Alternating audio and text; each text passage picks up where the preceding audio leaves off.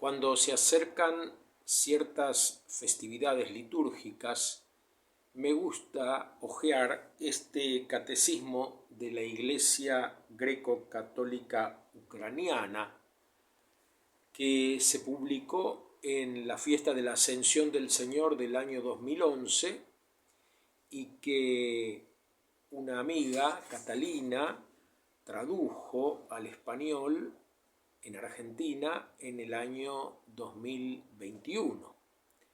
Me gusta hojearlo porque tiene preciosos iconos y porque trae también hermosas explicaciones y también trozos de la liturgia propia de los ucranianos. Por ejemplo, para la resurrección del Señor tiene un condaquio, una antífona que dice: cuando bajaste al sepulcro, oh inmortal, destruiste el poder de la muerte y resucitaste vencedor, Cristo, Dios nuestro. A las santas mujeres dijiste: alégrense, a tus apóstoles diste la paz, y a los caídos concediste la resurrección. En la fiesta de la Ascensión del Señor, nosotros recordamos, según dice el credo, que Jesús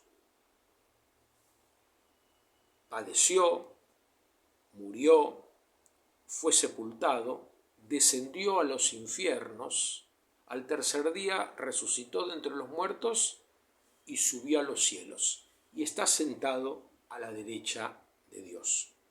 Son todas imágenes que tienen que ver con nuestra percepción cultural de la realidad. Hace unos años, cuando en Argentina se estaba debatiendo la legalización del aborto, muchas feministas, usando pañuelos verdes, hacían escuchar su opinión. Y me acuerdo que, yendo a una misa que se celebró en los 15 años de una chica, después algunas comentaban: ¿viste el cura? Es de los nuestros, tenía un poncho verde. Claro, usaba casulla verde porque era un día ordinario durante el año y el color litúrgico era el verde. Pero ellas, claro, lo identificaron con sus pañuelos verdes. En algunas culturas, el blanco es el color del luto. Ahí no se puede celebrar la Pascua vestidos de blanco. En una oportunidad estaba yo en el Cusco y veo flamear la bandera multicolor en un hotel, y entonces le digo al dueño del hotel: qué bueno que usted tenga la bandera de los pueblos originarios. Y él me dice: no, es la bandera del turismo gay. Entonces, hay elementos en las culturas diversos que a veces no todos entendemos del mismo modo. ¿Qué significa esto de descender a los infiernos? Los infiernos, ínferos en latín, serían el Hades, el Sheol, el país, la región de los muertos, no lo que entendemos hoy por infierno como estado de autoexclusión permanente del amor de Dios, no como los infiernos del Dante en la Divina Comedia, sino esa situación de los muertos que están esperando la resurrección.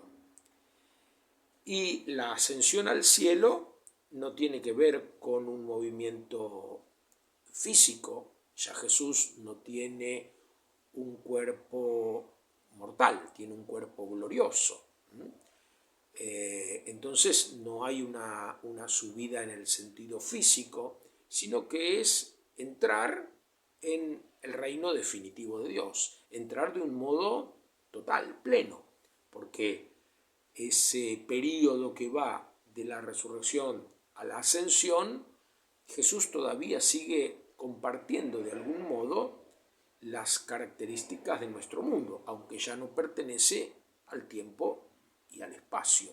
Y los relatos bíblicos muchas veces lo muestran en esa confusión que tienen aquellos que lo ven y no lo reconocen y necesitan de alguna expresión suya, de algún gesto, la fracción del pan, para reconocerlo. Descender a los infiernos, en el caso de Jesús, es probar también la muerte de una forma humana. La carta a los Hebreos en el capítulo 4, versículo 15 dice que no tenemos un sumo sacerdote incapaz de compadecerse de nosotros porque fue puesto a prueba como nosotros. En todo igual a nosotros, salvo en el pecado. Esta experiencia de Jesús de descender a los infiernos es una forma también de entrar en más plena comunión con nuestra humanidad. En este catecismo que citaba en el número 237, dice que Cristo asciende al Padre por nosotros los hombres y por nuestra salvación. También esto entra dentro del misterio de la encarnación. Se encarnó hasta la muerte, se encarnó hasta la sepultura, se encarnó hasta descender a los infiernos. Qué interesante es esto para muchos de nosotros que hemos tenido o tenemos experiencias de descendimiento, de infierno, de tocar fondo. En una oportunidad, un sacerdote vino a verme y me comentó su trayectoria por un sinuoso camino que le producía durante un tiempo cierto placer, cierto deleite, pero que lo condujo a un abismo muy doloroso. Y él vino a verme totalmente quebrado. Y después que me contó con lágrimas y dolor su experiencia personal, yo le dije, ¡qué suerte! ¿Cómo qué suerte?, me dijo él. Sí, ahora te va a ser muy difícil caer en el pecado del orgullo. A veces es bueno descender a los infiernos, a veces es bueno tocar fondo, a veces es bueno comprobar nuestra fragilidad, nuestra debilidad, para tener una actitud de humildad, que es muy necesaria en la vida espiritual. Sin humildad es difícil conseguir la gracia. La gracia siempre se da, pero el soberbio la rechaza. Según la Biblia, nuestros primeros padres tuvieron un deseo maravilloso. Querían ser como dioses, pero querían ser como dioses al modo humano. Y entonces cayeron en lo que llamamos pecado. Pero gracias al descendimiento de Jesús a los infiernos, los humanos fuimos rescatados. Con su humanidad glorificada, Él también nos elevó a nosotros. Dios se hizo hombre para hacernos semejantes a Dios, para que pudiéramos llamarlo Padre y sabernos sus hijos amados. Qué hermosa que es nuestra teología cuando la experimentamos de ese modo. Algunas personas se creen demasiado perfectas y suelen hablar con un tufillo de soberbia que a mí me da pena. Recuerdo a un sabio sacerdote, el padre José, que solía decir: Dios castiga con lujuria descubierta la soberbia encubierta.